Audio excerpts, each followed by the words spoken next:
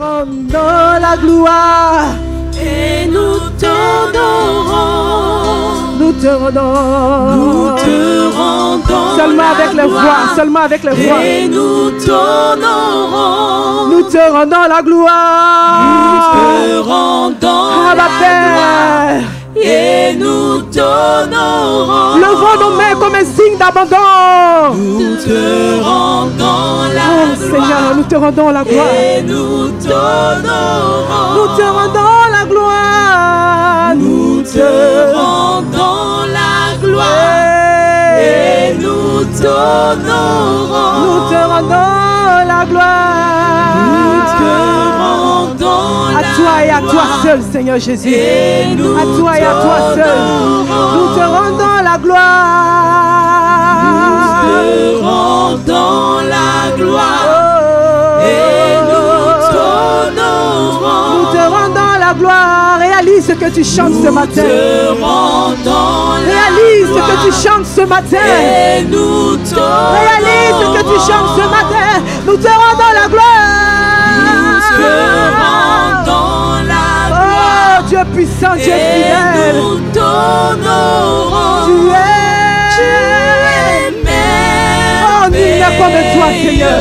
Tu es merveilleux. Tu es digne de louange. Tu es digne d'adoration. Tu es digne de recevoir l'honneur. Merveilleux. Tu es digne, Seigneur. Tu es merveilleux. Tu es digne, Seigneur. Tu es merveilleux, Seigneur. Tu es digne de recevoir la louange, digne de recevoir la gloire, digne de recevoir l'élévation. Tu es digne, Seigneur. Toi seul est digne, ma Père. Toi seul est digne. Tu es merveilleux. Tu es digne, Seigneur. Tu es digne de recevoir la louange, l'honneur et la gloire. Toi seul est digne, Seigneur. Oh, nous t'adorons. Adorons le Père, adorons-le, adorons-le, adorons-le de tout notre cœur. Car il est digne, il est digne, il est digne d'être adoré. Il est digne de recevoir la gloire. Il est digne, il est digne, il est digne.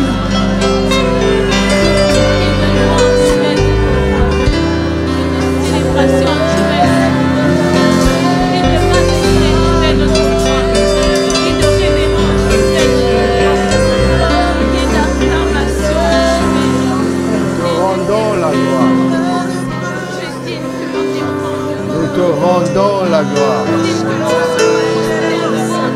Nous te rendons la gloire. Car toi seul on est digne. Nous te rendons la gloire. Toi seul on est digne.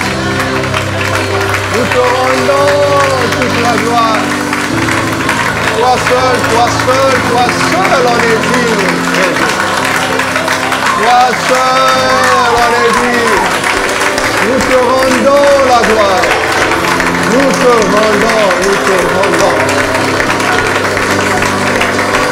Nous te rendons la gloire. Oh, alléluia. Yere baba ya sandere. Royere gosse kere baba. Yere mandere ya tere gosse rasa. Oh, hallelujah.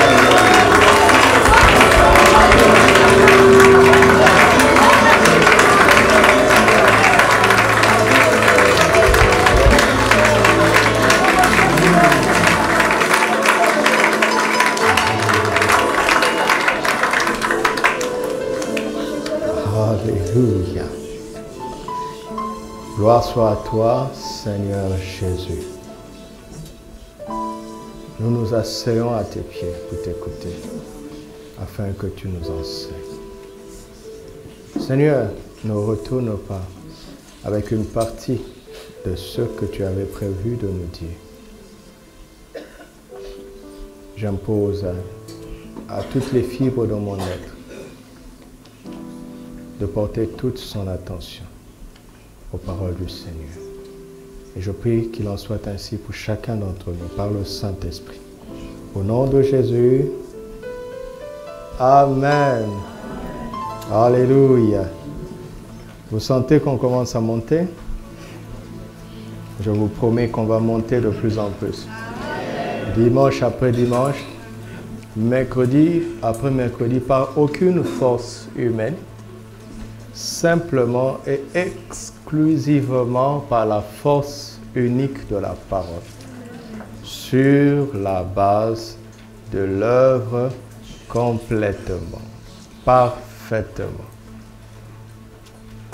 définitivement, incontestablement, irrémédiablement achevé de Christ. Tout est accompli. Il n'y a plus rien à ajouter à l'œuvre de la croix. Il ne reste plus qu'à recevoir. Alléluia. Nous devons réfléchir de plus en plus aux mots. Nous devons amener de plus en plus de la clarté dans le message du Seigneur. Nous avons chanté que nous te rendons la gloire. N'est-ce pas? Ça veut dire quoi, rendre gloire? Ça veut dire quoi? Ça veut dire quoi, rendre quelque chose? Quelle est la différence entre rendre quelque chose à quelqu'un et donner quelque chose à quelqu'un? Pardon? Mais je ne distingue pas le murmure.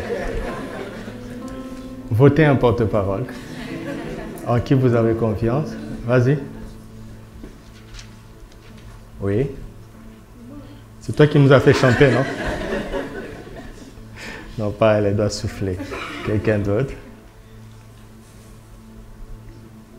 Ah, donc dans le brouhaha, vous pouvez parler. Mon frère, s'il vous plaît. Ah ah. Ah. Voilà. Merci beaucoup. Acclamons pour le frère. Il a réussi pour nous tous.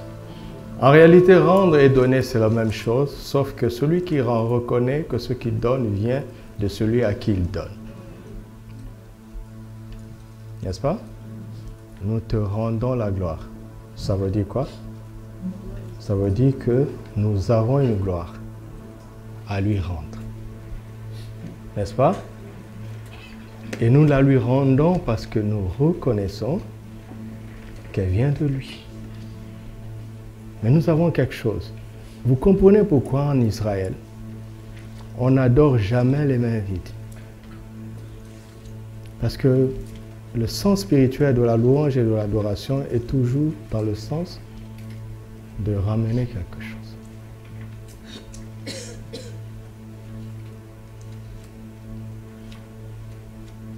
Nous saluons notre frère et notre sœur, Monsieur et Madame Nicolas et Jocelyne Guesson.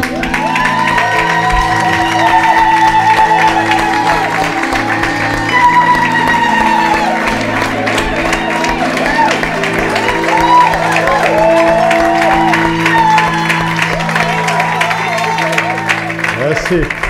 Qu'est-ce qu'ils sont beaux, qu'est-ce qu'ils sont mignons. Vous savez qu'il est dit que la femme est la gloire de l'homme. Donc quand Nicolas chante, je te rends la gloire.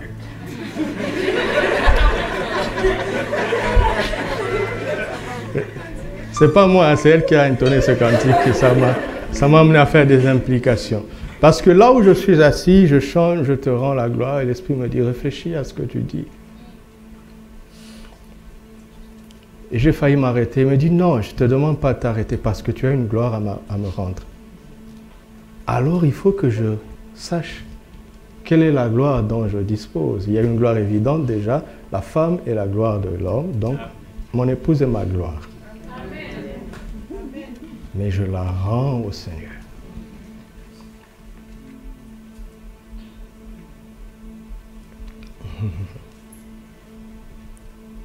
C'est comme ça que la première allusion de l'adoration dans la bouche de notre père Abraham, c'était quand il rendait à Dieu son fils.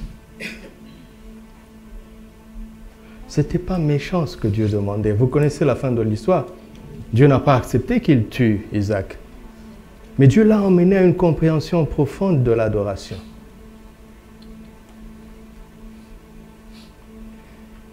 Abraham était en train de rendre à Dieu Isaac qu'il n'avait pas eu par lui-même, de lui-même, que Dieu lui avait donné. Et il a appelé ça l'adoration. Vous comprenez? Ce n'est pas des idées philosophico-religieuses. Ce sont des réalités qu'il faut comprendre. Alors, si quelqu'un ici peut admettre qu'il n'a aucune gloire, alors il a le droit de ne pas le louer. Je te dis, s'il est vrai que Dieu n'a déposé aucune gloire dans ta vie, tu as le droit de ne pas le louer. Et tu aurais raison.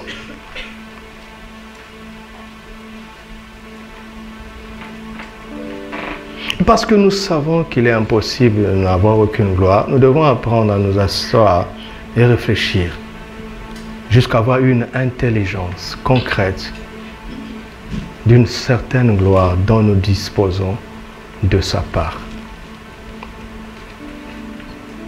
C'est en cela que la vie chrétienne devient quelque chose de réel. Vous comprenez? De concret. S'il n'y a pas ça, c'est ennuyeux. Pas vrai? Pas vrai?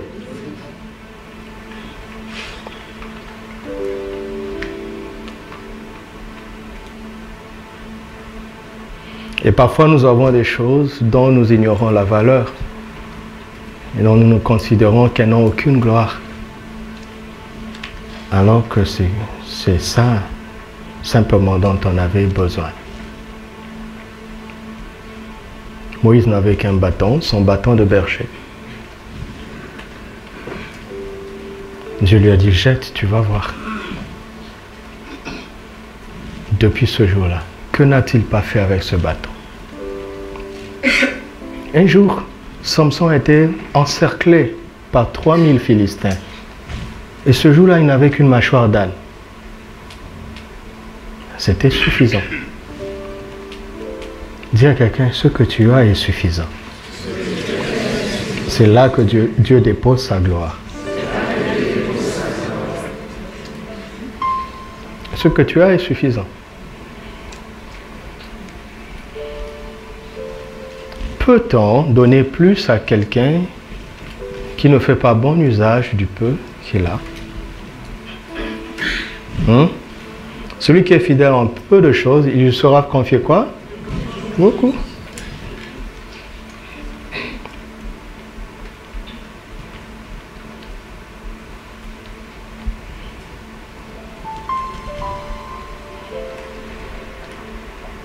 Jean chapitre 1. Verset 1. Au commencement était la parole, et la parole était avec Dieu, et la parole était Dieu. Elle était au commencement avec Dieu.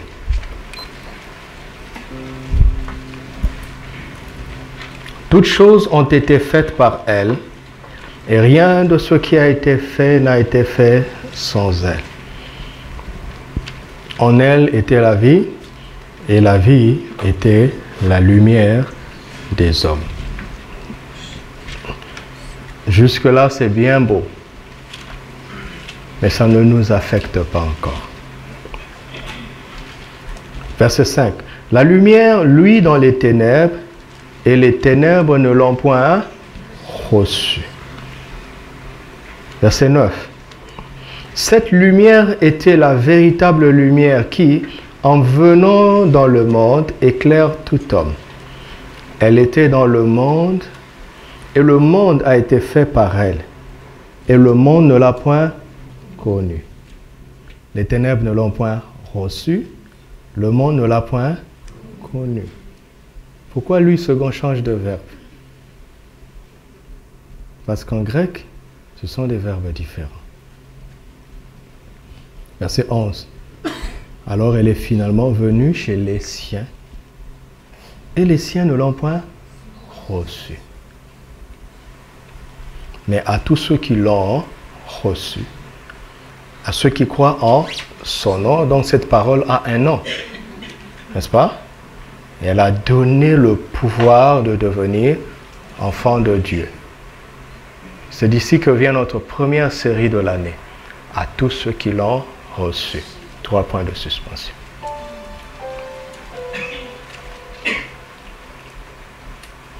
Le Seigneur m'a parlé fortement, personnellement, durant le séminaire Vision. Et je ne savais pas si je devais l'annoncer ou pas. Et j'ai dit au Seigneur, dois-je l'annoncer ou pas? Et finalement, il m'a répondu par sa servante, n'annonce pas. Je ne savais pas de quoi il était question, mais le Seigneur lui a dit, à un moment de me dire de ne pas l'annoncer. Donc j'ai obéi. Et j'arrive au Burkina. C'est la première chose que Papa Karambiri nous dit. Et il nous explique comment y arriver. Waouh! Donc je suis revenu avec le chemin. Et nous allons y arriver. D'accord? C'est de là que vient cette première série. Nous parlons du fait que Christ a tout accompli. Nous allons célébrer l'œuvre achevée de Christ. D'accord? Nous allons faire la promotion de l'œuvre achevée de Christ.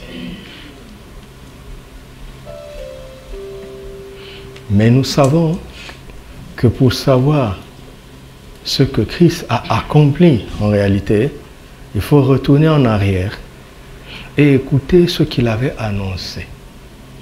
Avant de tout faire, il a annoncé qu'il était venu pour. N'est-ce pas? Et à la fin, à la croix, il dit tout est accompli. Donc il est en train de nous dire, revenez en arrière. Tout ce que j'avais annoncé que j'étais venu pour, j'ai tout fait. Il ne reste plus rien. D'accord? Dans Jean 1, on voit qu'il est venu en tant que la parole. Les ténèbres ne l'ont pas reçu, le monde ne l'a pas connu, n'est-ce pas? Mais à tous ceux qui l'ont reçu, elle a donné quoi? Donc, il a annoncé qu'il était venu pour ça, n'est-ce pas? Ok? Et quand il dit qu'il a accompli, tout accompli à la croix, cela veut dire que si tu le reçois sous forme de parole,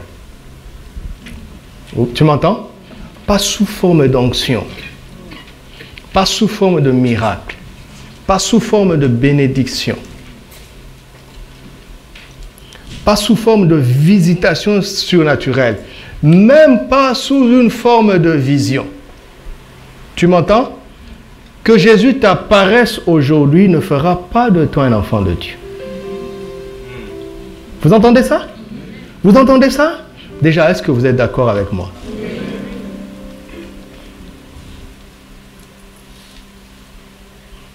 Que Jésus te guérisse ne fait pas de toi un enfant de Dieu. Que Jésus te bénisse, je veux dire matériellement, ne fait pas de toi un enfant de Dieu. C'est la raison pour laquelle il y a toutes ces confusions dans l'Église. Parce que les chrétiens se valident sur la base de ces choses. Il dit, j'étais pauvre, maintenant je suis riche. C'est que je suis un enfant de Dieu. Va en Arabie Saoudite. Va au Qatar. Microsoft peut te convertir de pauvre en riche. Microsoft. Aujourd'hui, il y a des youtubeurs, des gens qui font rien du tout, n'est-ce pas? Qui postent des choses. Je suis vu un document d'une Nigériane, une youtubeuse, qui est maintenant millionnaire. Donc, YouTube peut te transformer de pauvre en riche. Donc, si tu étais pauvre avant de te connecter à l'évangile et que tu es devenu riche, ce n'est pas la preuve que tu es un enfant de Dieu. Un bon médecin, un bon médicament peut te sortir de la maladie à la guérison. Si tu es venu à l'église et que tu as reçu une imposition de main, une prière et que tu étais malade et que tu es guéri, c'est bien, gloire à Dieu, c'est ce que nous voulons d'ailleurs. Mais ce n'est pas une preuve que tu es devenu un enfant de Dieu. Vous m'entendez? Donc, il est d'abord venu sous forme de parole. N'est-ce pas? Quand le Seigneur m'a donné le thème du séminaire Vision, un jour j'ai ri en moi-même.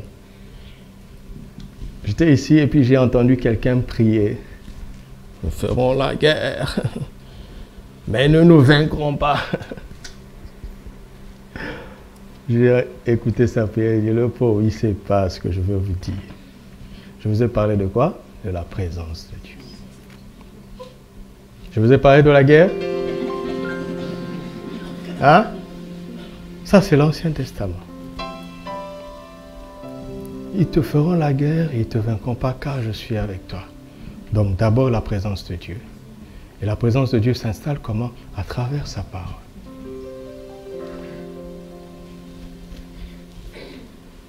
Il est venu sous forme de parole. Parce qu'il a beaucoup de formes de manifestation.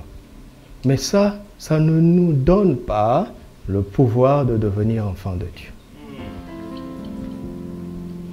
Est-ce que vous êtes d'accord avec moi?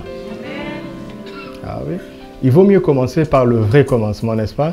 Dire à quelqu'un, commence par le vrai commencement. Matthieu chapitre 22 va nous amener à notre titre, notre premier titre, Matthieu 22, versets 1 à 14. Jésus, prenant la parole, leur parla de nouveau en parabole et dit, le royaume des cieux, soulignez le royaume des cieux, il est question du royaume des cieux et nous verrons pourquoi. Le royaume des cieux est semblable à un roi qui fit des noces pour son fils.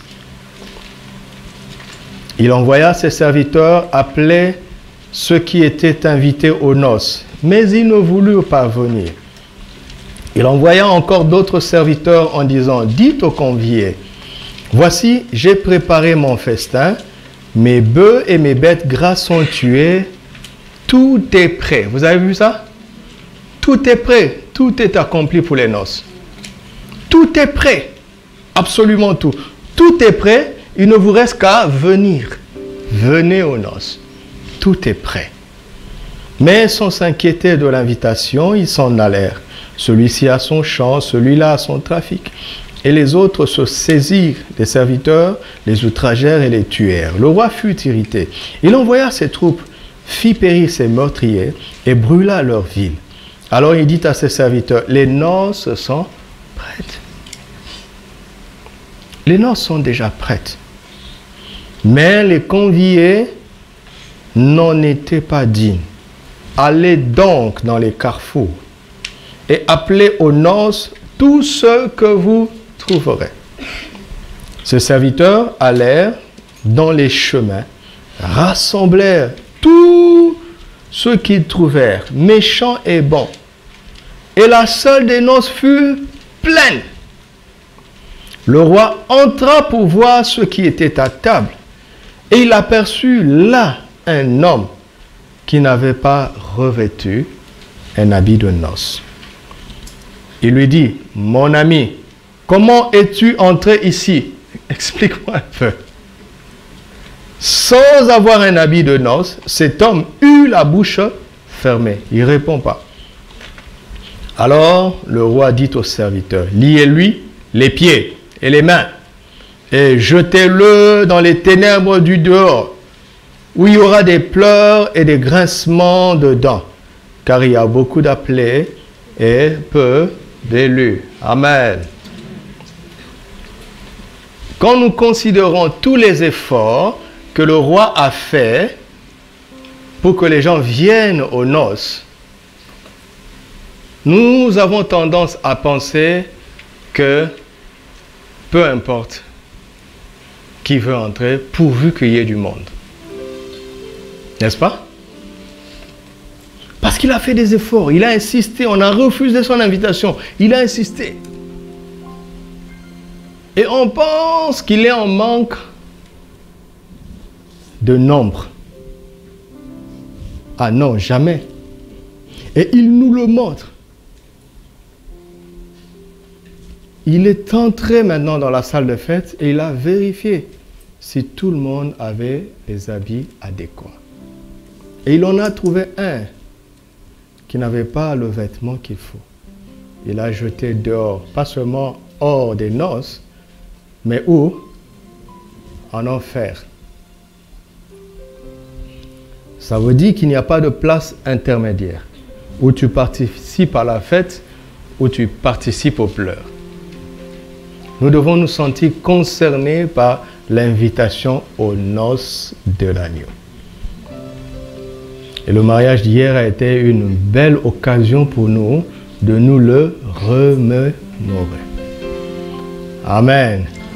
Entre parenthèses, le jour où tu te marieras, tu comprendras que ça fait plaisir qu'il y ait du monde à ta fête. Non? Tu le comprendras. Attends, on attend. On attend ton jour. Boycotte seulement le mariage de toi. Le jour de ton mariage, tu verras si on sera là. Bon, nous là, on est vendus, on n'a pas de choix. Mais tu verras.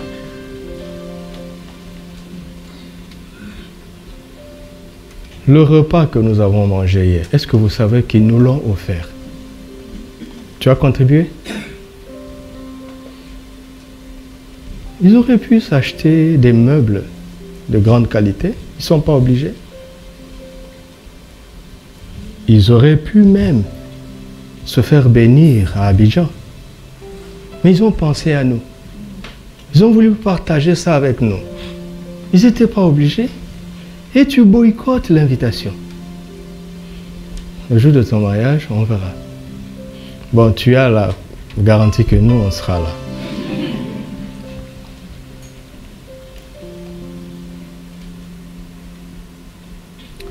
Alors, il est question du royaume des cieux ici. Et nous voyons que quelqu'un s'est retrouvé dans la salle des noces sans avoir le vêtement adéquat. Matthieu chapitre 13. Versets 24 à 30. Il leur proposa une autre parabole et il dit, le royaume des cieux. Il est toujours question du royaume des cieux, n'est-ce pas? Le royaume des cieux est semblable à un homme qui a semé une bonne semence dans son champ. Mais pendant que les gens dormaient, son ennemi vint, sema de l'ivraie parmi le blé et s'en alla. Lorsque l'herbe eut poussé et donné du fruit, l'ivraie parut aussi. Les serviteurs du maître de la maison vinrent lui dire, « Seigneur, n'as-tu pas semé une bonne semence dans ton champ? D'où vient donc qu'il y a de l'ivraie? » Il leur répondit, « C'est un ennemi qui a fait cela. » Donc il savait. Et les serviteurs lui disent, « Veux-tu que nous allions l'arracher? » Non, dit-il, de peur qu'en arrachant l'ivraie, vous ne déraciniez en même temps le blé, parce qu'en apparence, l'ivraie et le blé se ressemblent. En apparence. Laissez croître ensemble. Laissez croître ensemble l'un l'autre jusqu'à la moisson. Et à l'époque de la moisson, je dirai au moissonneur, arrachez d'abord l'ivraie et liez-la en gerbe pour la brûler, mais amassez le blé dans mon grenier. C'est la moisson qui va faire la différence. Mais tant que la moisson n'est pas arrivée, on est tous pareils. Vous comprenez? Versets 36 à 43. Alors il renvoya la foule et entra dans la maison. Ses disciples s'approchèrent de lui et dirent, « Explique-nous la parabole de l'ivraie du champ. Explique-nous. »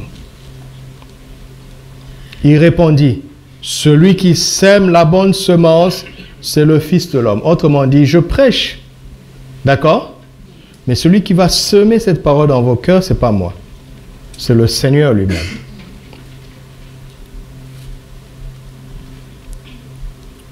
Verset 38. Le champ, c'est le monde. La bonne semence, ce sont les fils du royaume. L'ivraie, ce sont les fils de qui? Les fils du malin. Donc il y a les fils du royaume et il y a les fils du malin. Il n'y a pas une troisième catégorie. D'accord? L'ennemi qui l'a semé, c'est le diable. On parle des fils du malin et on parle du diable. La moisson, c'est la fin du monde. Les moissonneurs, ce sont les anges. Or, comme on arrache l'ivraie et qu'on la jette au feu, il en sera de même à la fin du monde. Les fils de l'homme enverra, le Fils de l'homme enverra ses anges qui arracheront de son royaume, quoi? Tous les scandales et ceux qui commettent l'iniquité. Il les arrachera d'où? De son royaume. Cela veut dire qu'ils sont à l'intérieur. Étrangement. Et ils les jeteront dans la fournaise ardente, où il y aura des pleurs et des grincements de dents. Alors les justes resplendiront comme le soleil dans le royaume de leur Père. Que celui qui a des oreilles pour entendre, entende. Voici la première leçon que Papa nous a donnée. Il dit, avant toute chose, pour arriver là où Dieu vous envoie, commencez par la base de la nouvelle naissance.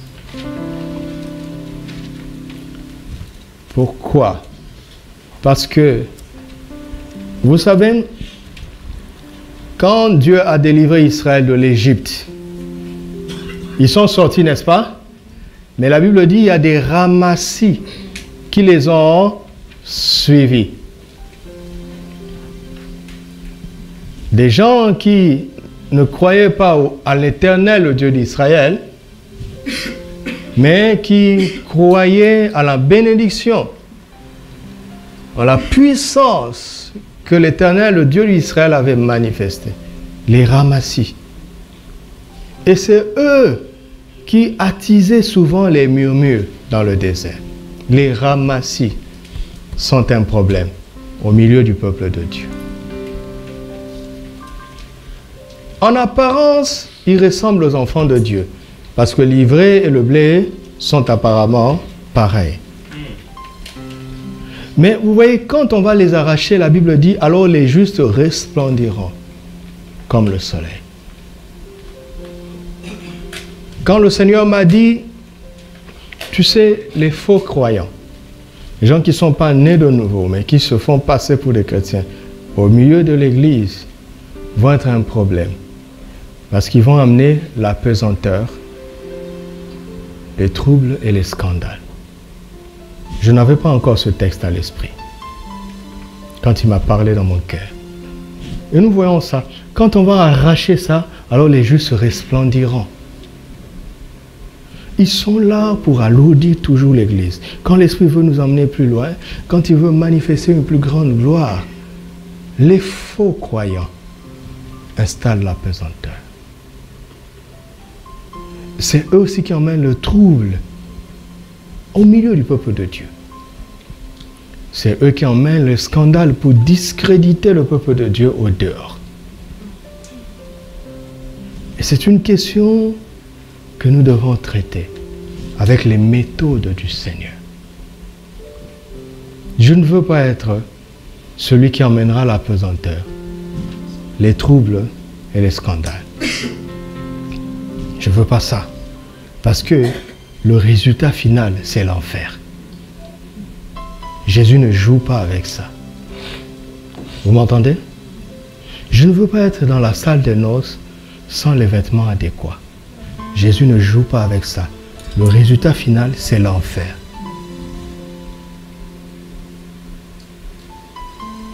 Voilà une base qui doit être très claire. Mais qui sont livrés? Il dit livrés. L'ennemi, c'est le diable. Mais livrés, ce sont les fils du malin. Jésus ne dit pas les fils du diable. Pourtant, nous savons que le diable, c'est lui le malin, n'est-ce pas? Vous le savez, non? Mais Jésus pèse ses mots. Chaque mot pèse lourd dans sa bouche. Parce que très peu de gens accepteront de se reconnaître dans le diable. Très peu, je vous assure. Une personne normale ne peut pas aimer le diable s'il se présente à lui tel qu'il est, le diable. Mais s'il y a une méthode de ruse, une malice qui peut t'emmener à parvenir à tes fins, beaucoup de gens l'accepteront. Pas vrai? Jésus a dit, désirez le chemin étroit et resserré, car c'est ça qui emmène au salut. Large et spacieux est le chemin qui emmène à la perdition. Quand tout nous semble permis, on est en train d'aller tout droit en enfer. Comme papa aime le dire, il y a des gens qui vont tout droit en enfer à bord d'une Mercedes climatisée. Tout droit. Il n'y a pas un climatiseur suffisant en enfer. Il n'y a pas de droiture parmi les chrétiens. Et si vous êtes trop concerné par les choses de ce monde, plus que le royaume et la justice de Dieu, vous n'êtes pas à l'abri. Parce que le diable rôde. Il rôde pour chercher qui il dévorera. Cela veut dire qu'il est possible qu'il en dévore quelques-uns. Que cela n'arrive à personne ici au nom de Jésus. Il va tout faire miroiter des choses. Éveiller l'appétit de ces choses en toi. Et te faire des propositions qui ne sont pas totalement mauvaises. Mais qui ne sont pas non plus totalement bonnes. Des choses tortueuses. Où on procède par la malice pour y arriver. Et on accepte à cause de l'intérêt. Voilà ce que Jésus appelle les fils du malin. Qui sont en réalité des fils du diable. Et l'intérêt du diable, c'est quoi? C'est de semer un fils du malin dans le champ. Et de partir. Est-ce que vous savez que le diable est intelligent? À sa manière. Vous savez ça? Sur le dessin où le diable a une queue et des cornes, c'est un mensonge. Le diable est bien habillé en veste cravate, parlant un français nickel, avec une éloquence et une intelligence philosophique à vous couper le souffle. Mais tout en étant diaboliquement génial.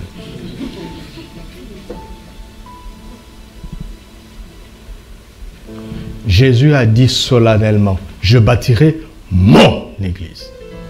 Et les portes du séjour des morts ne prévaudront point contre elle. Et le diable sait qu'il ne peut pas attaquer l'église que Jésus bâtit. Alors il va envoyer quelqu'un à l'abattoir. Il va prendre un chrétien qui est comme ça. Comme on dit, un chrétien 4-4. Il est à l'aise avec le bien, il est à l'aise avec le mal. Tout dépend de ce qu'il y a au bout. Et il va le prendre furtivement et le semer nuitamment. Et puis il fuit. Parce qu'il sait que cet ivraie va travailler en sa faveur. Il finira par emmener soit la pesanteur, ou le trouble, ou un scandale. Il y a un événement qui est arrivé il y a longtemps dans un pays en Amérique, c'est que le réveil a commencé. Le Saint-Esprit a agi, a visité une ville et il y a eu un réveil extraordinaire. Et les pasteurs qui étaient là, Dieu a fait tellement de choses. Alors ils ont décidé de s'organiser. Ils ont créé une église et un institut biblique pour entretenir le message et le feu. Et beaucoup se convertissaient, se baptisaient et se formaient pour aller encore dans les champs missionnaires. Et ça continue. Et un frère s'est converti, s'est baptisé, fidèle dans l'église. Une sœur s'est convertie, s'est baptisée, fidèle dans l'église. Ils ont germé. Ils ont fait l'école biblique. On les a consacrés en tant que pasteurs et ils sont tombés en scandale. La femme est tombée enceinte, ils ne se sont pas mariés.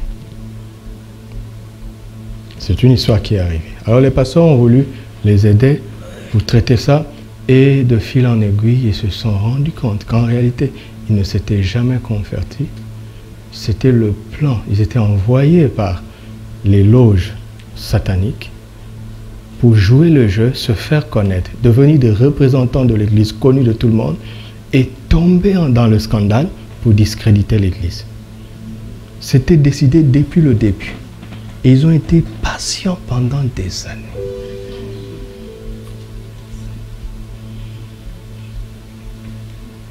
Livrés. Livrés, mes amis. C'est le moyen le plus fort pour le diable de retarder l'enlèvement, la venue du Seigneur. Vous entendez? Nous connaissons le cœur du Seigneur, nous savons qu'il veut que tout le monde entre dans son royaume. Mais ce n'est pas à n'importe quel prix. Il y a des conditions à respecter. On n'y entre pas avec son vêtement ancien.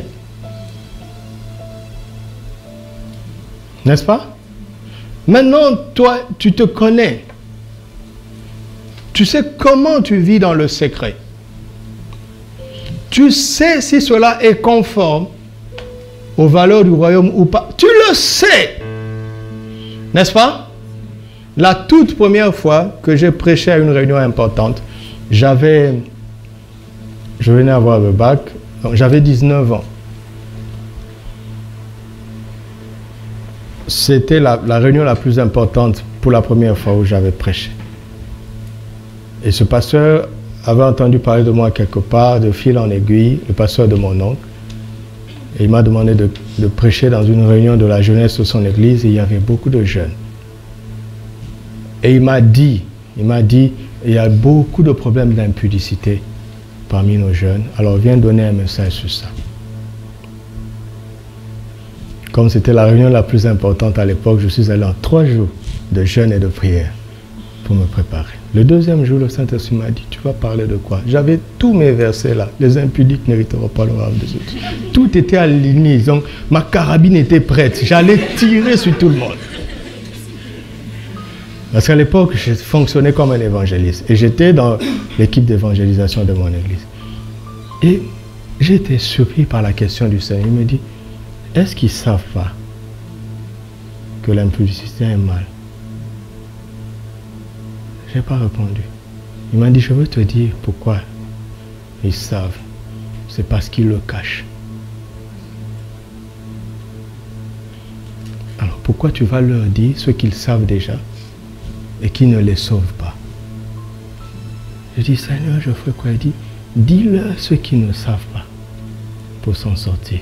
Parce que quand quelqu'un fait le mal et qu'il se cache, il est en train d'avouer qu'il sait que c'est mal, mais il est en train en même temps d'avouer qu'il est esclave. Il ne sait pas comment faire. Et c'est là qu'il m'a emmené à parler de la loi de l'esprit de vie. Aucune condamnation. Jésus est venu avec quoi? La grâce et quoi? La vérité. Mais restons d'abord sur la grâce. Ça ne sert à rien de condamner un pécheur. Il sait déjà qu'il est condamné. Mais il languit après la victoire. Ok? Mais ça c'est simple quand quelqu'un n'est pas dans le royaume. Mais quand quelqu'un est à l'intérieur du royaume et qu'il ne demande même pas de l'aide et qu'en plus il fait semblant. Certains même, vous savez, finissent par devenir pasteurs après avoir entretenu une vie de défaite et d'hypocrisie. Où est-ce qu'ils vont mener les gens?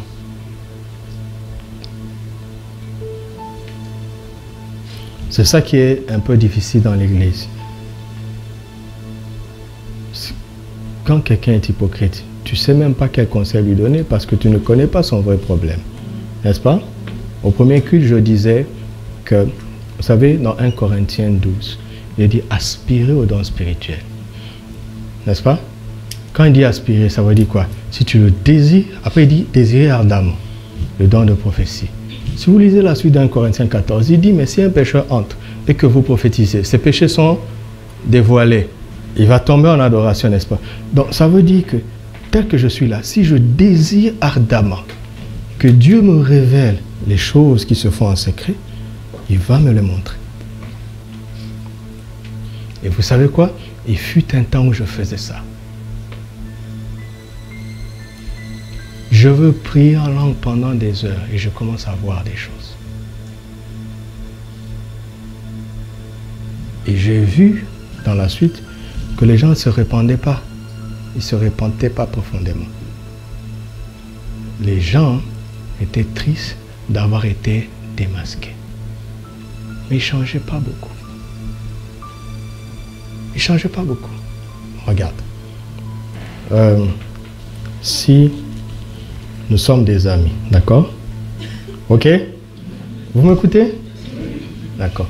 Pendant des années, tu es un vrai voleur. Je ne le sais pas. D'accord? Et puis un jour, un prophète vient ici.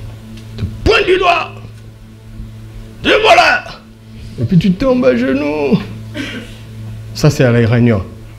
Mais après la réunion, tu seras obligé de venir me voir aussi. N'est-ce pas? Pour me demander, pardon, pasteur, pardon, je t'ai trompé depuis toutes ces années. La question c'est, si le prophète ne l'avait pas dit, n'est-ce pas? Tu ferais quoi? Tu continuerais. Maintenant la question, est-ce que c'est une vraie repentance? Vous voyez? C'est pour ça que je n'opère plus, mais c'est une décision que j'ai prise. Je n'opère plus dans le don spirituel de cette façon. Je peux le faire. Vous entendez? Je peux le faire. Mais j'ai choisi de ne plus le faire parce que j'ai compris qu'il y a quelque chose de plus efficace. C'est de proposer la vérité à quelqu'un jusqu'à ce qu'il décide volontairement. Quand la décision est volontaire, sans aucune contrainte, pas parce qu'on l'a démasqué, c'est là où la repentance est profonde. Vous entendez ça? Regardez les églises qui sont bâties sur les dons spirituels. Quelle est la qualité de la vie de l'église? Vous n'avez jamais réfléchi à ça? Il y a une très mauvaise qualité. L'église de Corinthe, c'était la pire des églises que Paul a visité, n'est-ce pas? Mais il ne leur manquait aucun don. Ça ne veut pas dire que les dons ne sont pas bons. Mais nous devons nous en servir avec sagesse. D'accord? Comme quand je parle là, quand je vois des choses, je le dis en message. Je le dis en enseignement. Pour que tu changes après avoir accepté la vérité et non parce que tu es démasqué. Parce que vous connaîtrez la vérité et la vérité vous affranchira. Quand vous êtes démasqué, vous n'êtes pas affranchi forcément. Mais quand vous connaissez la vérité, quel est ce prophète qui va dire qu'il n'a pas été pécheur lui-même avant? Quelle est cette personne qui va pointer du doigt? Menteur, impudique, voleur. Et lui-même, il était quoi? La question qui doit se poser, comment Jésus a fait avec lui? Jésus l'a-t-il exposé comme ça? Est-ce que c'est juste de faire ça? C'est juste? Ça ne va pas très loin, ces choses-là. Et après, l'ennemi emmène le désordre. Vous savez qu'il y a les esprits de divination. C'est-à-dire que par les démons, tu peux deviner des choses. Vous savez que ça existe? Mais regarde, c'est très simple. Regarde. Là où tu étais hier et que tu faisais quelque chose de peu recommandable, il y avait un démon là-bas. N'est-ce pas? Ok? Il y avait un démon là-bas et il a vu. Et il a entendu. Comme ils disent, tu as entendu? C'est tu as entendu plutôt. Alors, il peut dire à un démon ici que monsieur X hier à tel endroit, il avait fait ça. Les démons n'ont pas besoin de téléphone pour communiquer. D'accord? Et le faux serviteur de Dieu qui procède par la divination, le démon qui est avec lui, va lui transmettre un message qu'il n'a pas vu parce qu'il n'était pas là, mais que son collègue démon qui était là lui a transmis. Les gens disent, waouh, homme de Dieu. Non, homme de Dieu, c'est quelqu'un qui enseigne la parole. Et après, il laisse l'esprit utiliser sa parole comme il veut. D'accord? Nous croyons dans le spirituel, ne vous en faites pas. D'accord? Nous croyons au ministère des prophètes. Ok? Mais ce n'est pas ça qui sauve les gens. N'est-ce pas? Qu'est-ce qui donne le pouvoir de devenir enfant de Dieu? Un don de prophétie? Un don de prophétie?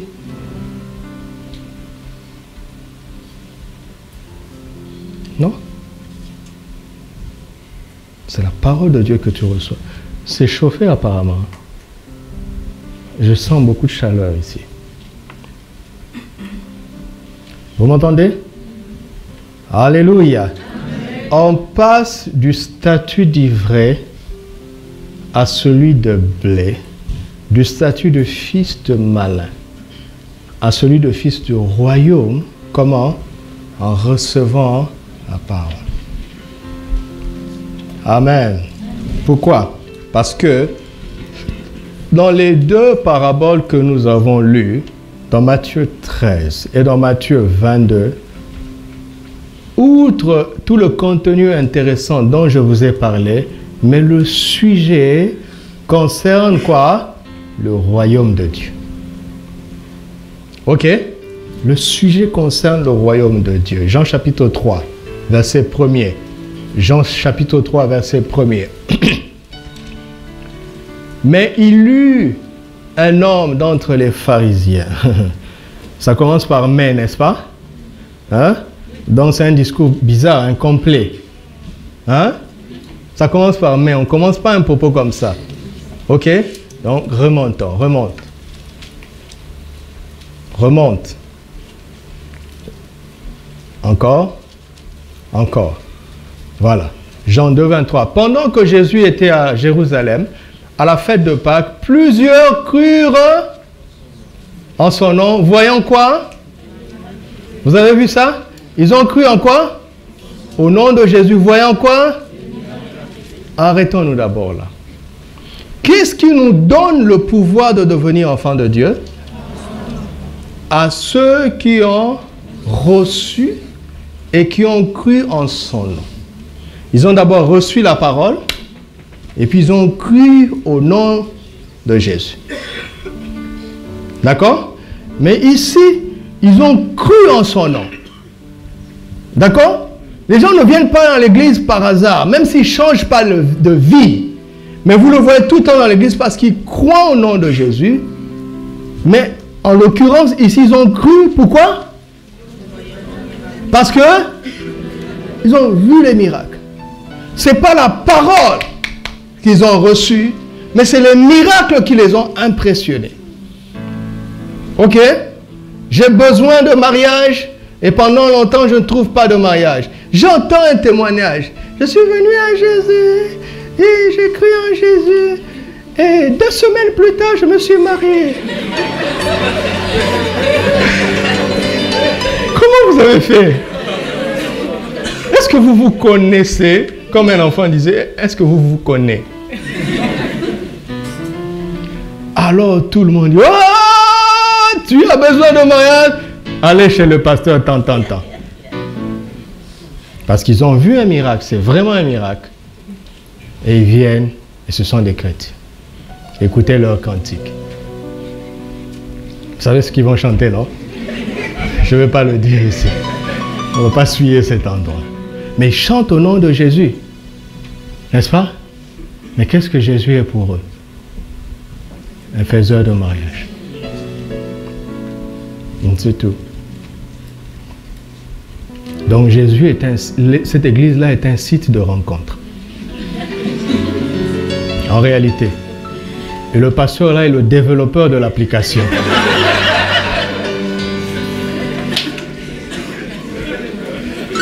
Et vous savez quoi? Il y aura beaucoup de mariages. Parce que les entremetteurs sont efficaces. Mais on ne va pas au ciel parce qu'on est marié. N'est-ce pas? Réfléchissons un peu. y a-t-il un peuple qui a vu de miracles autant qu'Israël en Égypte et dans le désert? Et la manifestation de Dieu était physique 24 heures sur 24. Mais ils trouvaient quand même l'occasion de murmurer. La parole n'était pas en eux. Dieu était pour eux le Dieu des miracles. Et le jour où il ne fait rien, tu fais comment? Ou bien le jour où il semble tarder, tu fais quoi? Hein? Écoute, quand tu es vraiment né de nouveau, je ne dis pas qu'il n'y aura pas de moments de tristesse. Mais tu ne seras jamais triste au point de tourner le dos au Seigneur. Alors, rentre en toi-même. Si tu arrives de lui tourner le dos, y a-t-il pas une tendance de livrer en toi? Pose-toi la question. Suis-je du blé ou de l'ivraie? Ne regarde pas l'apparence. Ne regarde pas tout ce que tu sais faire dans l'église. Livré à tout le comportement extérieur du blé. Il y a un temps de la moisson. Vous savez que je suis pasteur, non? Je connais de grands prédicateurs qui n'ont aucune relation avec Jésus. Ah, ils prêchent très bien. Je les connais. Moi, je suis pasteur. On se connaît entre nous. Jusqu'à ce que tu ailles vivre avec lui. Tu n'auras même plus envie de l'écouter. Mais son art d'éloquence reste intact.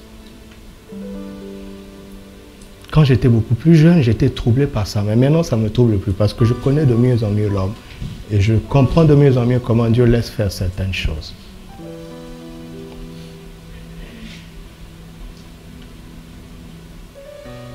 Alors, juste, mon travail maintenant, c'est juste de combattre pour minimiser le plus possible le nombre d'ivraies parmi nous. Je te propose ce message pour que tu ne fasses pas partie de ceux qui vont amener la pesanteur, le trouble ou bien les scandales. Ça dépend de toi. D'accord? C'est bien beau de lier le diable, d'envoyer le feu là-bas. Et là, il est loin. Mais il faut être conscient de ce qu'il a semé, qui téléguide à distance. Il y a des choses que je n'oserais pas vous dire. Des choses qu'on voit dans les églises et parfois même dans notre assemblée. Mais ils ne sont pas là pour accuser qui que ce soit. Parce que aussi longtemps que la grâce est encore là, tout le monde peut changer. D'accord? Alors, continuons. Verset 24. Mais Jésus ne se fiait point à eux. N'est-ce pas? Tous ceux qui ont dit qu'ils ont cru en son nom, Jésus ne se fie pas à eux. Parce qu'il les connaît tous. Et parce qu'il n'a pas besoin qu'on lui rendît témoignage d'aucun homme. Car il savait lui-même ce qui était dans l'homme. Mais, vous voyez? Là, le message est complet maintenant. Donc, dans ce contexte, il vient un homme. Il y a un homme d'entre les pharisiens nommé Nicodème, un chef des Juifs, qui vint, lui, auprès de Jésus, de nuit et lui dit, « Rabbi, nous savons que tu es un docteur venu de Dieu, car personne ne peut faire des miracles que tu fais si Dieu n'est avec lui. » Attendez d'abord. Docteur veut dire quoi? Enseignant, n'est-ce pas? N'est-ce pas? Logiquement, si Jésus est un enseignant venu de Dieu, puisque regarde comment la confusion se trouve dans les cœurs des gens. Nicodème lui-même était un docteur, n'est-ce pas? Son travail c'était quoi? Est-ce qu'il faisait des miracles? Non. Et il dit que Jésus est un docteur venu de Dieu parce qu'il fait des miracles. Le travail du docteur, ce n'est pas de faire des miracles. Ça, c'est le travail de celui qui a la foi dans le nom de Jésus, donc n'importe qui, et le travail de celui qui a le don d'opération des miracles. Et ce n'est pas des ministères. Vous entendez ça? Est-ce que vous m'entendez? Nous avons fait 3 jours en suivant les enseignements de papa. Il n'a pas prié pour nous. Il n'a pas imposé de main sur nous. Il a d'ailleurs dit à tous les pasteurs, il priera pour personne. Mais vous n'avez pas l'idée de la quantité de bouleversements que l'Esprit a provoqué en moi à travers l'enseignement. D'accord? Depuis que tu es allé à l'école, jusqu'à devenir médecin aujourd'hui, ingénieur aujourd'hui, quel miracle s'est passé?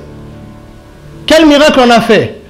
Est-ce qu'on a ouvert ta tête et on t'a donné un cerveau d'ingénieur? Quel miracle s'est passé? Aucun, c'est l'enseignement qui a fait de toi ce que tu es aujourd'hui.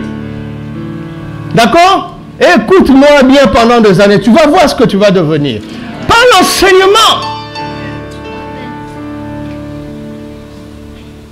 Par l'enseignement. Regarde comment le ministère mûrit. Le grand faiseur de miracles, c'était Moïse. Moïse était un grand faiseur de miracles. Son don d'opération de miracles, je ne sais pas s'il y a un homme qui a eu ça à part Jésus. Vous connaissez un homme qui a eu un don d'opération de miracles plus que Moïse à part Jésus? Vous connaissez quelqu'un? Vous connaissez quelqu'un qui a ouvert la mer Rouge?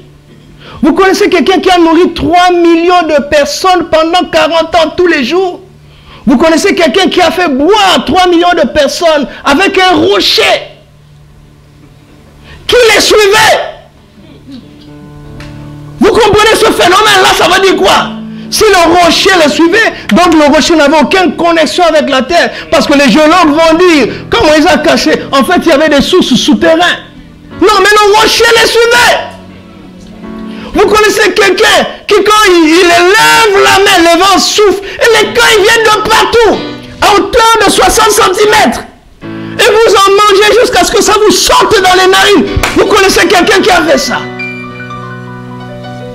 Vous connaissez quelqu'un, quand il est contrarié, il parle, la terre s'ouvre.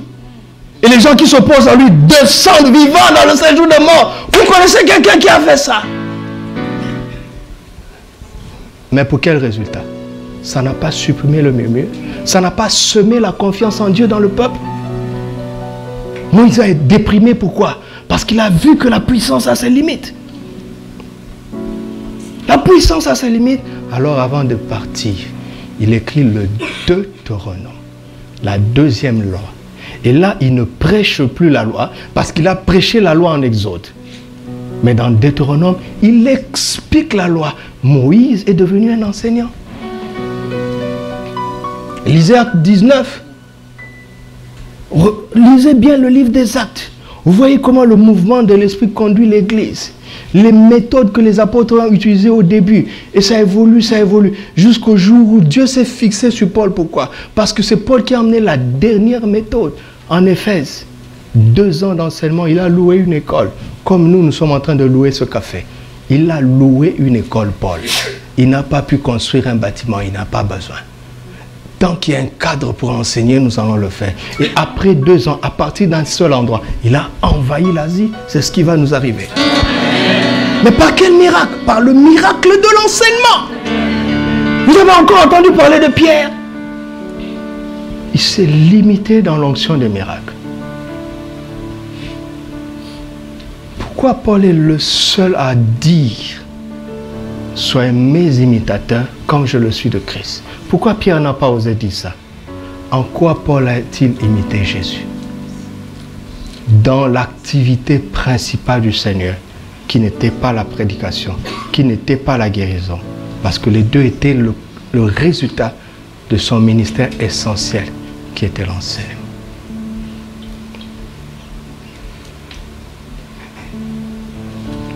Vous entendez? Et à partir de Casa, nous allons envahir le monde. Je n'ai pas besoin de me déplacer. J'ai besoin d'enseigner, de prier pour les nations. Là où je suis assis.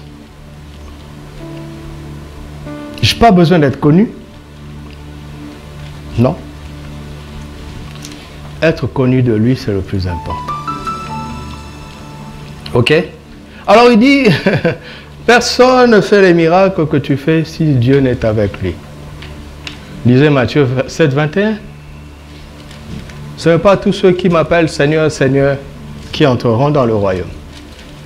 Plusieurs viendront, diront, n'avons-nous pas prophétisé par ton nom? N'avons-nous pas chassé des démons par ton nom? N'avons-nous pas fait des miracles par ton nom? Il dit, retirez-vous de moi, je ne vous ai jamais connu. Encore une fois, nous ne sommes pas contre les miracles, d'accord? Nous ne sommes pas contre la prophétie, d'accord? Nous ne sommes pas contre le fait de chasser les démons. Mais ce n'est pas ça d'abord, la locomotive. Ce sont des wagons qui viennent après. Alors Jésus va droit au but, il lui dit quoi? Jésus lui répondit, en vérité, je te le dis, si un homme ne naît de nouveau, il ne peut voir le royaume de Dieu. Je suis un docteur venu de Dieu. Moi, parce que je peux enseigner le royaume de Dieu. Pas parce que j'ai fait le miracle. Qui a enseigné le royaume avant Jésus? Personne. Mais pourtant, plusieurs ont fait de vrais miracles avant lui. N'est-ce pas? Tous ces prophètes, les Élie et compagnie, ils ont fait de vrais miracles. Et ça, c'est approuvé le Dieu. Mais le docteur venu de Dieu enseigne le royaume. Et maintenant, voici son propos. Il dit, en vérité, je te le dis, si un homme ne naît de nouveau, il ne peut voir le royaume de Dieu. Nicodème lui dit, comment un homme peut-il naître quand il est vieux? Parce qu'en fait, il est vieux lui-même. Peut-il rentrer dans le sein de sa mère et naître? Ouais, il ne comprend rien. Pourtant, il est le docteur d'Israël. Mais il est humble. Et ça, j'apprécie. Il ne comprend rien de ce que Jésus dit. Et il pose une question absurde. Jésus répond, en vérité, je te le dis, si un homme ne naît d'eau et d'esprit, il ne peut entrer dans le royaume de Dieu. Est-ce que Jésus a changé le message? Non. D'accord? Alléluia. Redouble d'attention pour écouter, d'accord? C'est important. Jésus parle de voir le royaume, puis d'entrer dans le royaume, n'est-ce pas? Et pour voir le royaume, il dit, tu dois naître de nouveau. Pour entrer dans le royaume, tu dois naître d'eau et d'esprit. Et vous êtes intelligent.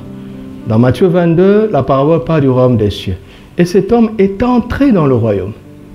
Finalement, on l'a chassé parce qu'il n'avait pas un vêtement adéquat. Ok? Or, Jésus nous dit que pour entrer, il faut être né d'eau d'esprit. Donc, il y a une relation entre le fait d'être né d'eau et d'esprit et le fait d'avoir le vêtement adéquat. Il y a une relation là-bas. Je te donne un sujet de méditation parce que je ne veux pas en parler aujourd'hui. Il y a une relation, n'est-ce pas? N'est-ce pas? Il y a une relation. Mais je ne veux pas entrer là-bas aujourd'hui. Seulement écoute la question que le Seigneur m'a posée. Peux-tu entrer dans une maison sans l'avoir vue? Hein? Naître de nouveau te permet de voir. N'est-ce pas? Tu regardes le royaume, tu le vois, et ça te plaît. N'est-ce pas? Tu dis, je dois y entrer. Alors tu te diriges pour entrer.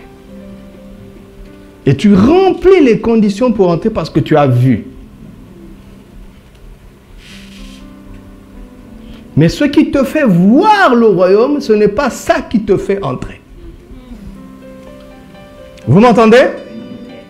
Qu'est-ce qui nous fait voir le royaume? La nouvelle naissance. Quand tu as évangélisé et que tu es né de nouveau, tu as vu le royaume. C'est pour ça que tu commences à venir à l'église. Mais le fait d'être à l'église n'est pas une preuve que tu es entré. Parce qu'être né de nouveau ne suffit pas pour entrer. Ça suffit pour voir. C'est là où il y a la confusion.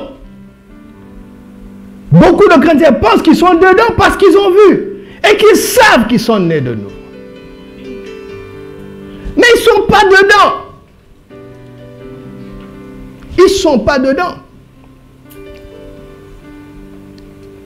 Réfléchis. Quand il dit aux méchants là, jetez-les dans les ténèbres du dehors. Donc ils sont en dehors du royaume. N'est-ce pas? N'est-ce pas? Qu'est-ce que ça veut dire profondément? Ça veut dire que si tu as vu, donc tu es né de nouveau. N'est-ce pas? Mais tant que tu n'es pas à l'intérieur, tu finiras où? Tu finiras où? En enfer. Avec le nom de Jésus comme Seigneur dans ta bouche. C'est ça où l'enseignement doit revenir sur le message de la nouvelle naissance. Parce que les pasteurs et les enseignants ont dit, on laisse ça aux évangélistes dans les campagnes d'évangélisation. On laisse ça aux frères et aux sœurs dans les témoignages pour gagner les âmes. Mais pourquoi tous ces scandales dans l'église? Parce que les gens ont confessé Jésus. Ils sont entrés dans l'église. Mais Dieu voit qu'ils ne sont pas entrés dans le royaume. Et ils n'ont pas un comportement des gens qui sont dedans. Et certains vont devenir des pasteurs. On ne se reproduit que selon son espèce. Et les scandales contribuent à décourager les gens, à discréditer le christianisme. Il dit, mais tout ça, ça ne sert à rien. Finalement, chacun doit suivre son chemin. Il faut faire seulement le bien. Et puis à la fin, Dieu va peser. Soit un bon bouddhiste, soit un bon musulman, soit... Parce que, regarde, vous dites, mais regarde ce pasteur-là, comment il a fini. C'est vous qui l'appelez pasteur. C'est vous qui l'appelez pasteur. Il n'est pas dans le royaume. Vous avez dit, il a construit des églises. Oui, il a multiplié des églises qui ne sont pas dans le royaume. On dit, le taux de divorce est égal dans l'église et dans le monde. Vous savez ça? Le taux de divorce dans l'église est sensiblement le même que dans le monde. Même les pasteurs divorcent. Je leur dis, c'est vrai, mais le taux de divorce dans le royaume n'est pas égal au taux du divorce dans l'église et dans le monde. Il s'agit du royaume. Il s'agit du royaume. Ce que nous appelons église, c'est les églises locales. Jésus n'a jamais dit, je bâtirai une église locale. Il n'a pas laissé TPV, Jésus.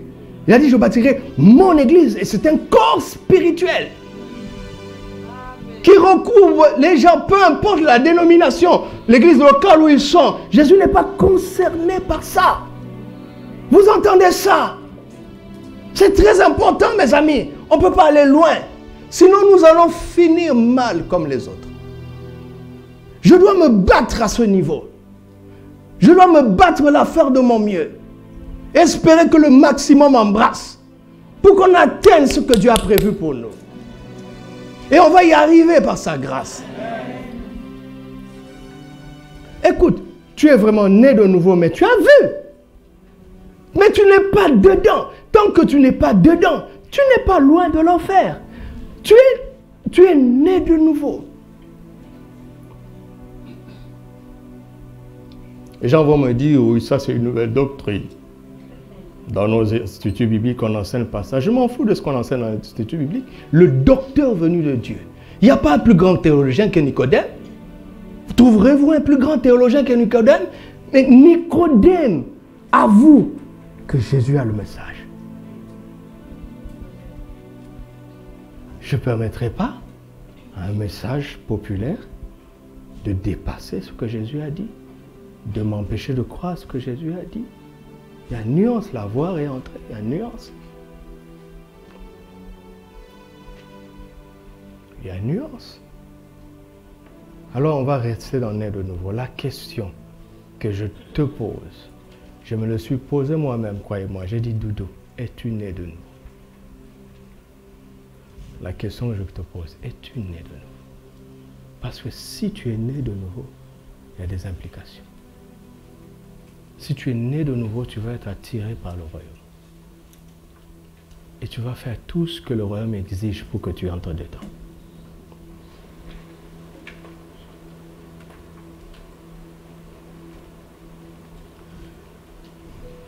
Vous entendez? Alléluia.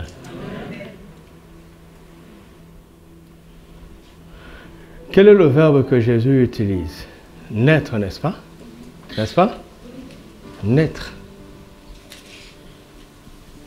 A-t-il utilisé ce verbe? Jean a-t-il utilisé ce verbe avant Jean chapitre 3? Hein? Le verbe naître. Est-il conjugué par Jean avant Jean chapitre 3? Oui ou non? Si vous ne répondez pas, je m'arrête et puis je pars. Où? Jean 1, verset, à tous ceux qui l'ont reçu. À ceux qui croient en son nom, elle a donné le pouvoir de devenir enfants de Dieu, lesquels sont nés. Ok? Donc quand Jésus parle de naître de nouveau, Jean avait fait allusion à cela déjà, au chapitre 1er. Parce qu'il est question de naissance, n'est-ce pas? N'est-ce pas? Donc, vous savez, l'avantage que nous avons aujourd'hui, c'est que Nicodème, quand Nicodème parle à Jésus dans Jean 3, il n'a pas Jean chapitre 3. N'est-ce pas? Et comme il n'a pas Jean chapitre 3, il n'a pas Jean chapitre 2. Et comme il n'a pas Jean chapitre 2, il n'a pas Jean chapitre 1. Mais nous avons tout ça. Ne bondis pas sur Jean 3. Parce que tu n'as pas que Jean 3, tu as tout l'évangile. Si Jean avait lu Jean chapitre 1, il ne lui posera pas la question, comment cela se fera-t-il? Tu m'entends? Tu comprends ce que je dis?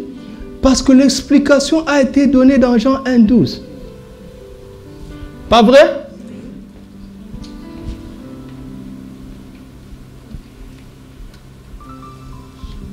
Et comment on est de nouveau? D'après Jean 12? Hein? Et? Je repose ma question. Comment on est de nouveau selon Jean 1,12?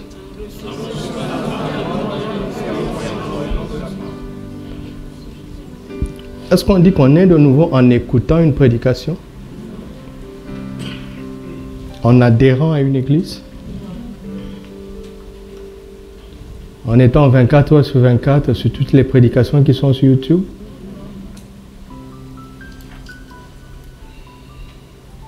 C'est en recevant. Mais pour recevoir, il faut entendre. Donc, entendre, c'est bien.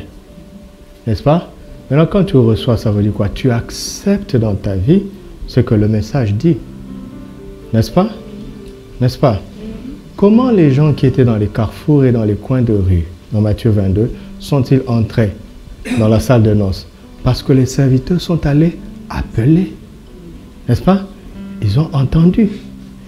Mais cette personne n'a pas reçu. Il est entré en lui. Il est entré dans la salle de noces, mais il n'a pas reçu le message en lui. Vous me suivez? Parce que s'il avait reçu le message en lui, il allait changer de vie. Il allait changer de vêtements. Mais ce qui l'a intéressé, c'est quoi? C'est le bœuf et la bonne nourriture qu'il y a dedans. Dieu sait s'il a quand même pu manger un peu avant qu'on le chasse. Est-ce que je vous parle? Combien sont venus à l'église pour la nourriture? Combien sont venus à Christ pour le vêtement? Combien sont venus à Christ pour des promotions? Pour les mariages? Pour les enfants? Pour la prospérité? Même pour le ministère. J'ai parlé avec un parent dans un pays en Afrique, il m'a dit, c'est un pays où la dot est excessive. Et quand un homme veut demander la main d'une fille, la dot est excessive. Et il dit, maintenant dans leur pays, toutes les familles veulent que leur fille épouse un pasteur. Parce que les pasteurs ont beaucoup d'argent. Donc, tout le monde voudra devenir pasteur parce que ça marche. Il y a au moins 3 églises par rue, dans chaque rue. Et le pays ne fait que descendre, descendre, descendre, descendre. Ça, c'est les églises de Jésus, ça? Hein? Donc, les gens même viennent devenir pasteurs de Jésus pour l'argent. Mais ils n'ont pas changé de vêtements. Et vous savez quoi? Est-ce que je peux vous parler encore? Vous savez quoi? Cela a échappé aux serviteurs. Posez-vous la question. Comment ont-ils fait pour ne pas voir que cet homme n'avait pas un habit adéquat? Jésus nous parle dans la parabole de l'ivraie. Les serviteurs, ça leur a échappé. Quand l'ennemi est venu, semer de l'ivraie. Donc il y a des choses qui échapperont aux hommes, il y a des choses qui échapperont aux pasteurs, peu importe. C'est l'église de Jésus. C'est lui qui veille. Donc ce n'est pas parce que tu nous échappes que tu échappes au roi. Le Seigneur te parle.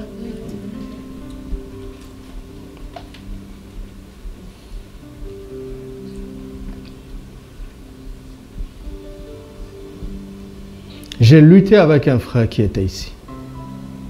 Le premier jour qu'il est venu me voir, c'était en semaine. Il était étudiant loin d'ici. Il est entré dans mon bureau en semaine ici.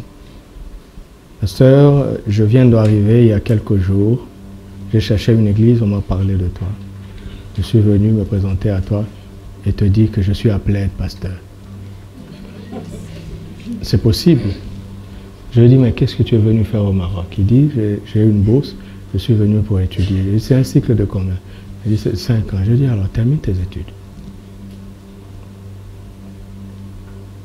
Il me dit, mais comment on fait? Parce que moi j'ai l'appel de pasteur.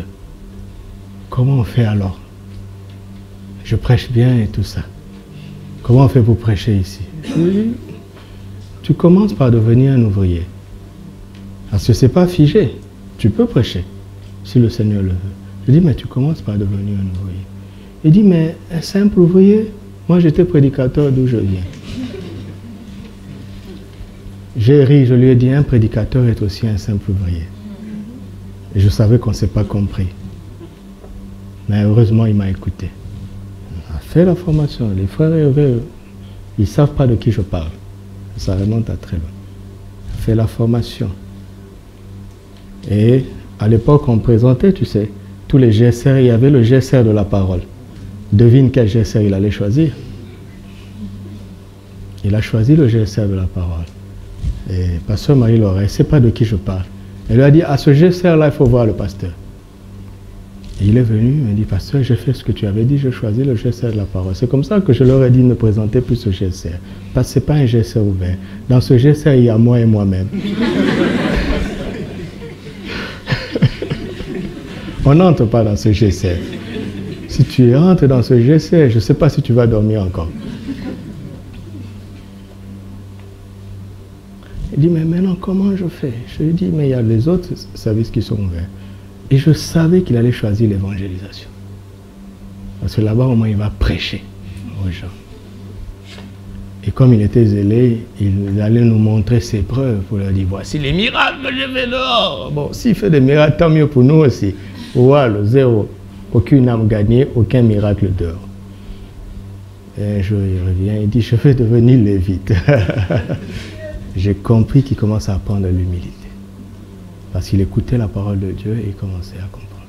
Et puis je vous passe ce détail. Il s'est arrangé pour être proche de moi. Et sa vie est tordue. Mais il a la parole.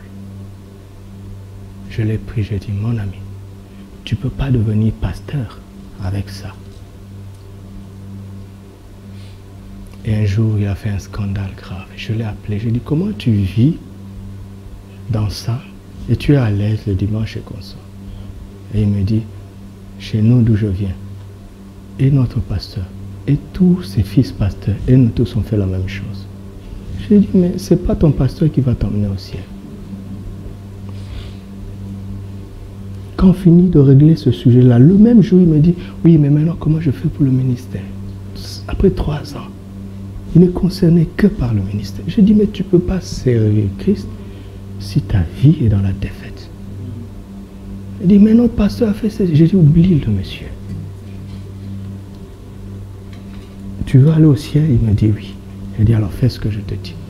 Aujourd'hui, c'est un prophète dans son pays. Il n'a pas changé de vie, hein. Mais c'est un prophète. Les gens qui sont sur Facebook me disent, on a vu son affiche, il fait ça. Je ne suis pas sur ces choses-là, donc je ne vous vois pas là-bas. Je ne vous surveille pas par les réseaux sociaux. J'ai un autre réseau plus fort que ça. Écoute, si j'enseigne ça, ce que je dis aujourd'hui, c'est parce que j'ai vu des choses. Je n'ai pas besoin de WhatsApp pour voir dans tes statuts qu'est-ce que tu fais. Le Saint-Esprit a existé avant WhatsApp. Et celui qui décide quoi il veut que je me voie ou pas. Je ne demande plus ça.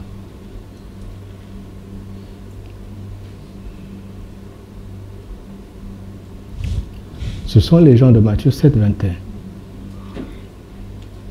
ils vont atteindre le sommet de la hiérarchie ecclésiastique. Alors que Jésus ne les a jamais connus.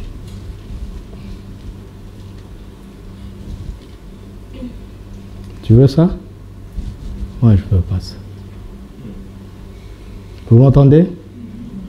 Alléluia. Amen.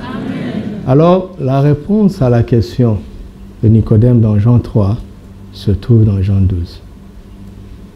Jean 1, 12.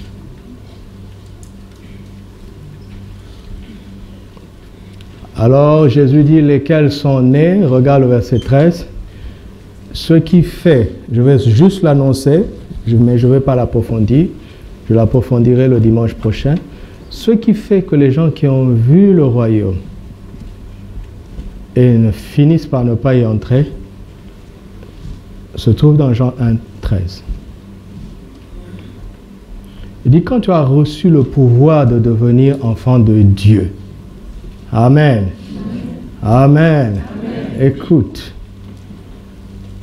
enfant de, je vais prendre un papa ici, enfant d'Armel, c'est la même chose que être né d'Armel. N'est-ce pas? N'est-ce pas? Voilà. Alors, si Jésus te donne le pouvoir de devenir enfant de Dieu, qu'on a stipulé dans Jean 1, 12, ça veut dire que tu es né de Dieu à la fin de Jean 1, 13. Est-ce clair? Est-ce clair? C'est ma responsabilité de clarifier les choses. Parce que je rendrai compte si je n'ai pas bien dit la vérité. Nous serons sévèrement jugés, nous qui enseignons. Donc, enfant de Dieu, c'est quelqu'un qui est né de Dieu. D'accord? Alors, il veut que tu saches que dès lors que tu es né de Dieu, tu n'es plus né du sang. Tu n'es plus né de la volonté de la chair.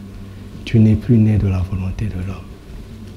Et quand tu acceptes ça, c'est ça qui correspond à être né d'eau et d'esprit.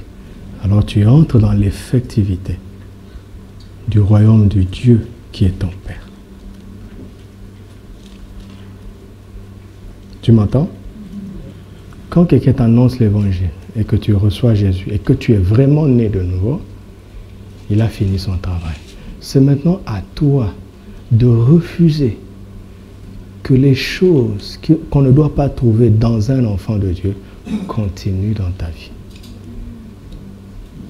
C'est ça ta vie. Si tu te complais avec ça, mon frère, ma soeur, tu as vu le royaume, mais tu n'es pas entré. Quelqu'un peut t'aider à voir le royaume, mais c'est ta responsabilité d'y entrer. Vous m'entendez? Est-ce que vous m'entendez? Baissons la tête et rentrons en nous-mêmes. Rentrons en nous-mêmes. Si tu es né de nouveau, ta prière c'est de dire, Seigneur, aide-moi à entrer dans ton royaume que j'ai vu. Aide-moi à y entrer. Aujourd'hui, nous allons simplement prier comme ça. Aide-moi à entrer dans ton royaume que j'ai vu. Parle au Seigneur, parle-lui. Parle au Seigneur avec tes propres mots. La maison de Dieu est une maison de prière après qu'on nous ait enseigné. Aide-nous, Seigneur, tous qui sommes ici, à entrer dans le royaume que nous avons vu.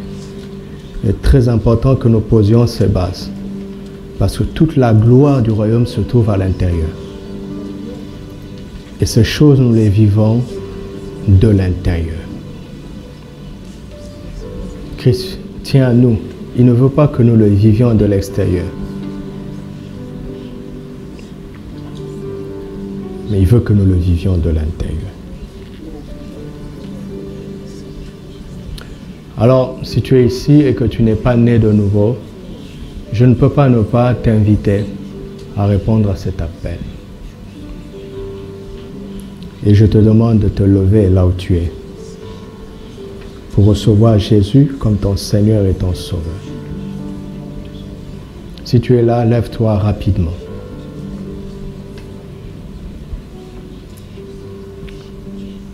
Je regarde si quelqu'un se lève ici ou en haut. Il y a une sœur qui s'est levée ici, en bas. Gloire à Dieu. C'est la chose la plus importante que nous puissions faire. Il y a un autre frère qui s'est levé. Gloire à Dieu. Il y a un autre qui s'est levé en haut. Gloire à Dieu. Mon frère, ma soeur, ne résiste pas. Gloire à Dieu. Il y a une autre qui s'est levée. C'est tellement sérieux, je vous en supplie. Ne laissez pas l'ennemi vous alourdir. Gloire à Dieu. Il y a des gens qui se lèvent. Gloire à Dieu. Gloire à Dieu. Gloire à Dieu. Rendons grâce à Dieu pour les personnes qui ont répondu à l'appel. Rendons-lui grâce.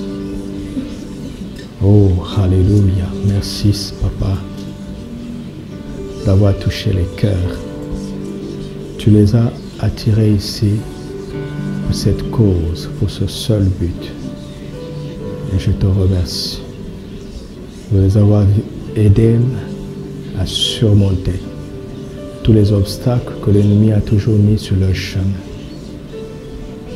C'est un grand jour. Nous te remercions. Béni soit ton Saint. Maintenant, vous qui êtes debout, mes amis, vous avez reçu la parole et vous croyez au nom de Jésus et c'est très bien. Et le Seigneur nous explique plus loin dans Romains 10 que si tu crois dans ton cœur le Seigneur Jésus et si tu confesses de ta bouche le Seigneur l'a ressuscité des morts, tu es sauvé. Car c'est en croyant du cœur qu'on parvient à la justice et c'est en confessant de la bouche que l'on parvient au salut. Vous êtes debout parce que vous avez cru dans vos cœurs, n'est-ce pas? N'est-ce pas? Maintenant, si vous ne confessez pas de votre bouche, vous pouvez arrêter le flot de grâce qui a commencé. Parler, c'est quelque chose de très important. Les frères qui vont vous encadrer dans la suite vont vous expliquer la puissance de ce principe. Alors vous allez répéter cette prière après moi. Ce n'est pas un acte religieux, non, non, non. C'est vraiment une réalité biblique, un principe spirituel infaillible. Le but, c'est que tu parles de manière à t'entendre de toi-même. Il faut que ça soit audible. Ne murmure pas, dis-le clairement. C'est une déclaration de foi, une confession de foi. Alors je vais te proposer des paroles que tu vas répéter. Et à l'instant précis, le Saint-Esprit viendra en toi et va littéralement, instantanément, te transformer. Ton corps deviendra son temple. Il va enlever le vêtement ancien de ta vieille vie. Il va te donner le vêtement nouveau, de telle sorte que tu aies le droit d'entrer dans le royaume sans plus jamais être jeté dehors. D'accord? Alors dis ceci avec moi. Seigneur Jésus, je te remercie pour ce temps. C'est pour cela que tu m'as emmené ici. Merci parce que tu penses à moi. Et tu penses à mon salut. J'ai entendu ta parole. Je l'ai reçue dans mon cœur. Et je crois en ton nom. Je crois que Jésus-Christ est mort à la croix pour mes péchés. Et qu'il a été enseveli à ma place. Et que j'ai été ressuscité avec lui. Et qu'il me représente maintenant à la droite du Père. Et parce que tu m'as tout donné, et que tu m'as donné ta vie, moi aussi je décide de te donner toute ma vie. C'est pourquoi je décide de t'appeler mon Seigneur. Je t'accepte aujourd'hui comme mon Seigneur personnel, car toi seul as sauvé ma vie. Je suis ton serviteur et je reçois maintenant le pouvoir de devenir enfant de Dieu. Je suis maintenant né de Dieu. Je suis une nouvelle créature. Les choses anciennes sont passées toutes choses sont devenues nouvelles. Mon corps est maintenant le temple du Saint-Esprit. Seigneur, je te prie, maintenant que j'ai vu ton royaume, prends-moi dans la main et conduis-moi à y entrer et à y demeurer pour toujours en attendant ton retour.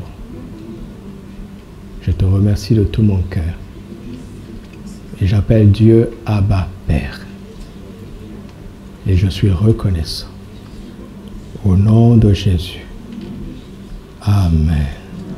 Je vais prier pour vous. Attends. Ne faites pas de bruit. Saint-Esprit, je m'adresse à toi. Maintenant que tu es entré dans leur cœur, mets de l'ordre. Conduis-les de l'intérieur, afin qu'ils soient réellement plus jamais les mêmes. Pas par leur propre force, ni par leur propre capacité, mais par ta présence en eux. Je te remercie parce que tu l'as fait et je te donne tout l'honneur et toute la gloire au nom de Jésus. Amen. Vous pouvez vous asseoir.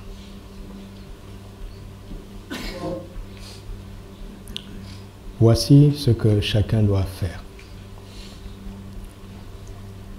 Chacun cette semaine va se préparer pour que le Seigneur l'aide à entrer réellement et à demeurer dans le royaume. N'attends pas que je l'explique, tu peux le méditer toi-même. Mais je veux que, de commun accord, l'Église garde cette dynamique de foi et ait cette attente dans le cœur, afin que le Seigneur trouve les mots justes à me communiquer pour nous emmener plus loin.